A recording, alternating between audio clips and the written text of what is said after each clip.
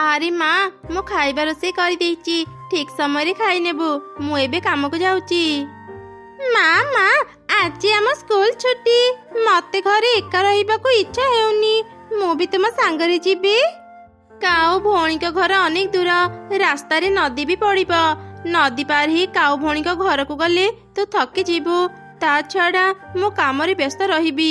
ତୁ ଏକା ଏକା ସେଠି କ'ଣ କରିବୁ କହିଲୁ? ନାଇଁ ମା, ମୁଁ ଜମା ବି ଥକିବିନି। ତୁମର କ'ଣ ମନେ ନାହିଁ, ଆମ ସ୍କୁଲରେ ଯେତେବେଳେ ଉଡ଼ିବା ପ୍ରତିଯୋଗିତା ହେଇଥିଲା ମୁଁ ପ୍ରଥମ ହେଇଥିଲି। ମୁଁ ତୁମ ସାଙ୍ଗରେ ଯିବି ମା। ସେଠି ମୋ ସାଙ୍ଗ ଚିକି ଥିବ। ମୁଁ ତା ସାଙ୍ଗରେ ଖେଳିବି। ଆଚ୍ଛା ଠିକ ଅଛି, ତତେ ଆଉ ବୁଝେଇ ହେବନି। ଆସ ମୋ ସାଙ୍ଗରେ। ଏମିତି କଥା ହେଇ ମା ଚଢ଼େଇ ଆଉ ତାର ଝିଅ କାଉ ଘରକୁ ଗଲେ। ସେତେବେଳେ କାଉ ଛୁଆ ବାହାରେ ଖେଳୁଥିଲା। ଆରେ କୁନି, ତୁ ଆସିଛୁ? ଆସ, ଆମେ ସାଙ୍ଗ ହେଇ ଖେଳିବା। ଆଚ୍ଛା ତେବେ ମା, ଯା ଚିକି ସହ ଖେଳିବୁ। ମୋ କାମ ସାରିଦେଇ ଆସେ। ଚଢ଼େଇ ତା କାମ କଲା। କାଉ ଛୁଆ ଆଉ ଚଢ଼େଇ ଛୁଆ ଖେଳୁଥିଲେ। ସେପଟେ ଓହୋ, ଭାରି ଥକା ଲାଗିଲାଣି। ଶୀଘ୍ର ଶୀଘ୍ର ଘରକୁ ଯାଏ। ଏ ଜଙ୍ଗଲରେ ଲିଚୁ ମିଳୁନି। ମୁଁ କେତେ ଦାମ ଦେଇ ପାଖ ଜଙ୍ଗଲରୁ ଏ ଲିଚୁ ଆଣିଛି କେବଳ ମୋ ଝିଅ ପାଇଁ। ମୋ ଝିଅ କେତେ ଦିନରୁ ଲିଚୁ ଖାଇବାକୁ ଇଚ୍ଛା କରିଥିଲା। ଆଜି ସେ ଲିଚୁ ଦେଖିଲେ ଅନେକ ଖୁସି ହେଇଯିବ।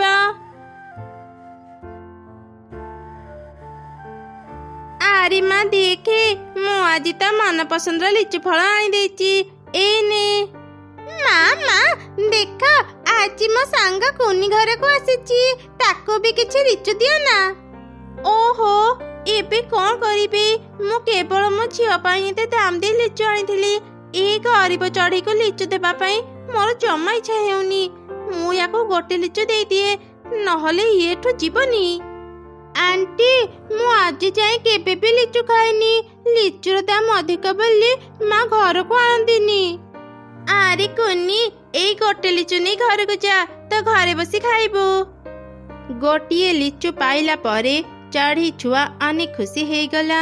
ସେ ଲିଚୁ ଖାଇବା ଭାବି ଖୁସିରେ ଘରକୁ ଯାଉଥିଲା। ସେ ନଦୀ ପାର ହେବା ସମୟରେ ହଠାତ୍ ତାର ଲିଚୁ ଖସି ନଦୀ ପାଣିରେ ପଡ଼ିଗଲା। ଆରେ ଏଇଟା କ'ଣ ମୋ ଉପରେ ପଡ଼ିଲା? ଏଇଟା ତ ଗୋଟେ ଫଳ ପରି ଦେଖାଯାଉଛି। ଏମିତି ଅଦ୍ଭୁତ ଫଳ ମୁଁ ଆଗରୁ ଦେଖିନଥିଲି। ମୁଁ ଥରେ ଖାଇକି ଦେଖେ। ଏ ସବୁ କ'ଣ ହେଇଗଲା? କେତେ ଦିନ ପରେ ମୁଁ ଲିଚୁ ଖାଇବି ଭାବିଥିଲି, ହେଲେ ଖାଇ ପାରିଲିନି।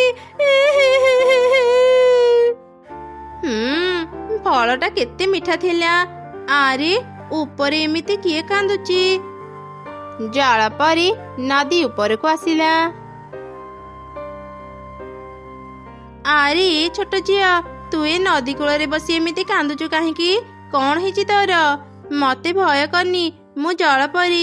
ମୁଁ ଏ ନଦୀରେ ରୁହେ। ଜଳ ପରି? ମୁଁ କେବେ ବି ଲିଚୁ ଖାଇ ନଥିଲି। ଆଜି ପ୍ରଥମ ଥର ମୁଁ ଲିଚୁ ଖାଇଥାନ୍ତି, ହେଲେ ଚଢ଼େଇ ଛୁଆ ଜଳପରୀକୁ ସବୁ ଘଟଣା କହିଲା। ଆରେ ଛୋଟ ଝିଅ, ମତେ କ୍ଷମା କରିଦେବୁ। ତୋର ସେ ଲିଚୁ ଫଳ ମୋ ଉପରେ ପଡ଼ିଲା। ମୁଁ ସେ ଫଳକୁ ଜାଣିବା ପାଇଁ ତାକୁ ଖାଇଦେଲି। ହେଲେ ତୁ ଚିନ୍ତା କରନି, ଏ ଲିଚୁ ମଞ୍ଜିରେ ମୁଁ ମୋର ଯାଦୁ ଶକ୍ତି ମିଶେଇ ଦେଇଛି। ତୁ ଏ ମଞ୍ଜି ନେ, ତୋ ବଗିଚାରେ ଲଗେଇଦେବୁ। ସକାଳେ ହିଁ ତୁ ମନ ଭରି ଲିଚୁ ଖାଇପାରିବୁ। ତୁମେ ସତ କହୁଛ ଜଳପରୀ? ତୁମକୁ ଅନେକ ଅନେକ ଧନ୍ୟବାଦ। ଛୋଟ ଝିଅ, ମତେ ଲିଚୁ ଭାରି ଭଲ ଲାଗିଲା। ଯେବେ ଗଛରେ ଲିଚୁ ଫଳିବ, ମୋ ପାଇଁ ବି କିଛି ଲିଚୁ ଆଣିଦେବୁ। ହଁ ହଁ ଜଳପରୀ, ମୁଁ ନିଶ୍ଚୟ ଆଣିଦେବି। ମୁଁ ଏବେ ଯାଉଛି। ତାପରେ ଚଢ଼େଇ ଛୁଆ ମଞ୍ଜି ଧରି ଘରକୁ ଗଲା, ଆଉ ସେ ମଞ୍ଜି ପୋତି ଦେଲା। ମା ଚଢ଼େଇ ସେତେବେଳେ କାମରୁ ଫେରିଲା। ଚଢ଼େଇ ଛୁଆ ତାର ମାକୁ ସବୁ ଘଟଣା କହିଲା। ସକାଳ ହେଲା ପରେ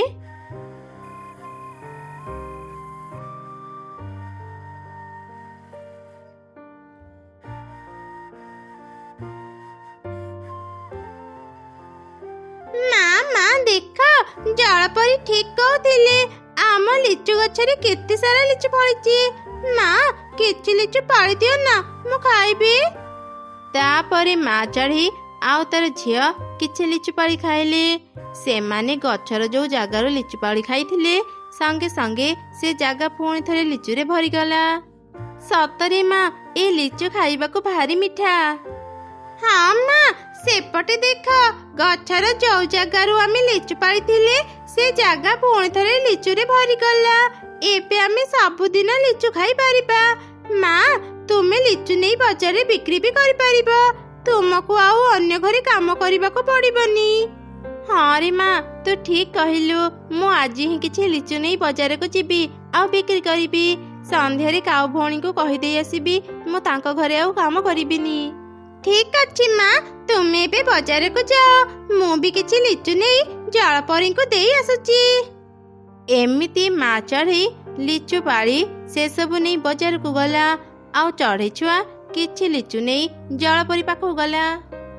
ଜଳପରୀ, ଜଳପରୀ, କୋଉଠି ଅଛ? ବାହାରକୁ ଆସ। ଆରେ ଛୋଟ ଝିଅ, ତୁ ଆସିଗଲୁ? ହଁ ଜଳପରୀ, ଏଇ ଦେଖ, ମୁଁ ତମ ପାଇଁ ଲିଚୁ ଆଣି ଦେଇଛି, ନିଅ। ଜଳପରୀ, ମନା କୁନି। ତୁ ମୋ କଥା ମନେ ରଖିଛୁ କୁନି, ତତେ ବହୁତ ବହୁତ ଧନ୍ୟବାଦ। ଏମିତି ଜଳପରୀ ଆଉ ଚଢ଼େଇ ଛୁଆ ଖୁବ ଭଲ ସାଙ୍ଗ ହେଇଗଲେ। ପ୍ରତିଦିନ ଚଢ଼େଇ ଛୁଆ ଜଳପରୀକୁ କିଛି ଲିଚୁ ଆଣି ଦେଉଥିଲା। ଚଢ଼େଇ, ତୁ ଲିଚୁ ଆଣିଛୁ? ଏତେ ସୁନ୍ଦର ଲିଚୁ ତୁ କୋଉଠୁ ପାଇଲୁ? ତୁ କଣ ସହରରୁ ଆଣିଛୁ? ହଁ, ମୋ ଜଙ୍ଗଲରେ ବହୁତ କମ ଚଢ଼େଇ ଲିଚୁ ବିକ୍ରି କରୁଛନ୍ତି। ନା ନା ଭଉଣୀ, ମୁଁ ସହରରୁ ଲିଚୁ ଆଣିନି। ମୋ ବଗିଚାର ଲିଚୁ ଗଛରୁ ମୁଁ ଏ ଲିଚୁ ଆଣିଛି। ଥରେ ଖାଇକି ଦେଖ, ଏ ଲିଚୁ ତମ ମାନଙ୍କୁ ନିଶ୍ଚୟ ଭଲ ଲାଗିବ।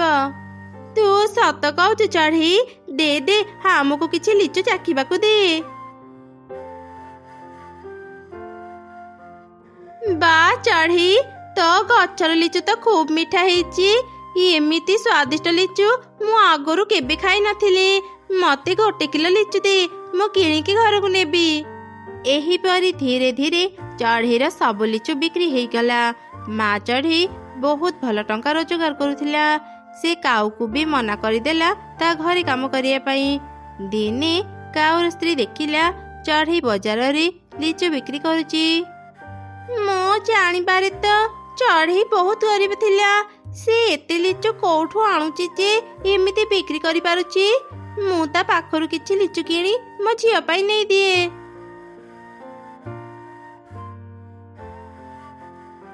ଚଢ଼େଇ, ତୁ ଲିଚୁ ବିକ୍ରି କରୁଛୁ? ମତେ କିଛି ଲିଚୁ ଦେ, ମୁଁ ମୋ ଝିଅ ପାଇଁ ନେଇଦେବି। ହଁ ହଁ କାଉ ଭଉଣୀ, ଏଇ ନିଅ।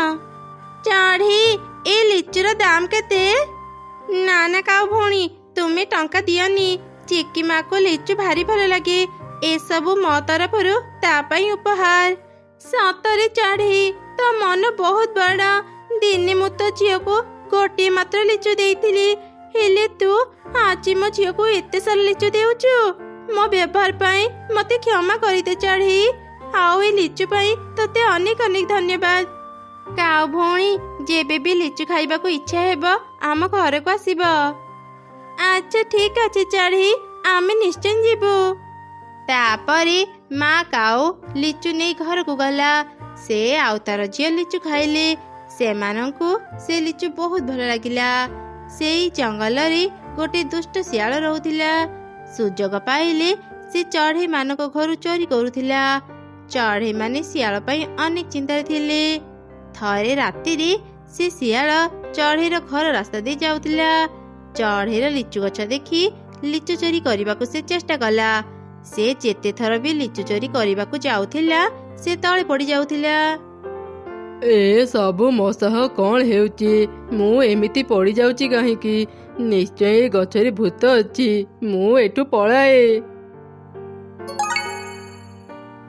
ଦୁଷ୍ଟ ଶିଆଳ, ତୁ ଏବେ ଏଠୁ କୁଆଡ଼େ ବି ଯାଇପାରିବୁନି। ତୁ ଚଢ଼େଇ ମାନଙ୍କର ଅନେକ କ୍ଷତି କରିଛୁ। ଏବେ ତୁ ଶାସ୍ତି ପାଇବୁ। ତୁ ଜୀବନ ସାରା ଚଢ଼େଇ ମାନଙ୍କର ସେବା କରିବୁ। ଏମିତି କହି ଲିଚୁ ଗଛ ଶିଆଳକୁ ଗୋଟେ ଆମ୍ବ ଗଛ କରିଦେଲା। ଆଉ ସେ ଗଛକୁ ଜଙ୍ଗଲ ମଝିରେ ଲଗେଇଦେଲା। ଆରେ, ଏ ଆମ୍ବ ଗଛ କାହାର? ଜଙ୍ଗଲ ମଝିରେ ଏମିତି କିଏ ଗଛ ଲଗେଇଛି? ଏ ଆମ୍ବ ଗଛ ତ ଆଗରୁ ଏଠି ନଥିଲା। ଏ ଗଛ କାହାର ବି ନୁହଁ, ଏ ଗଛ ସମସ୍ତଙ୍କ ପାଇଁ। ତମେ ସମସ୍ତେ ଏ ଗଛର ଆମ୍ବ ଖାଇପାରିବ। ଏମିତି ଶୁଣି ସବୁ ଚଢ଼େଇ ଖୁସି ହେଇଗଲେ, ଆଉ ସମସ୍ତେ ମିଶି ସେ ପାଚିଲା ଆମ୍ବ ଖାଇଲେ। ସେପଟେ ଚଢ଼େଇ ବି ତା ଲିଚୁ ବିକ୍ରି କରି ଖୁସିରେ ରହିଲା।